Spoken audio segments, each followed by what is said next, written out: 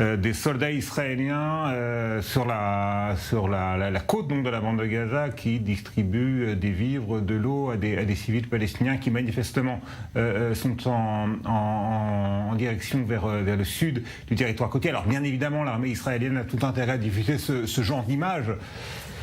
Puisque ça sert la cause, mais est-ce qu'elles correspondent véritablement à ce que l'armée israélienne tente de faire, à savoir préserver autant que se peut les populations civiles dans la bande de Gaza?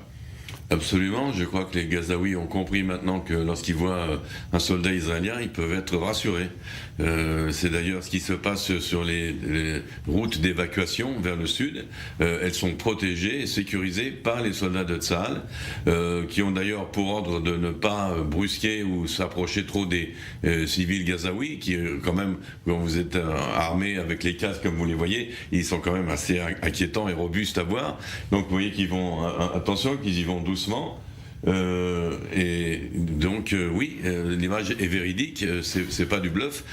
Disons-le très simplement, parce que on entend les Américains parler, on entend l'Union européenne parler. Jamais aucune armée dans le monde, dans l'histoire militaire du monde entier, dans aucun pays, on a vu ce qui s'est passé là sur le plan humanitaire, les efforts qui sont déployés au péril de la vie de nos soldats, puisque souvent le Hamas tire sur les gens qui veulent évacuer, inclus les soldats qui les protègent. C'est arrivé d'ailleurs aujourd'hui.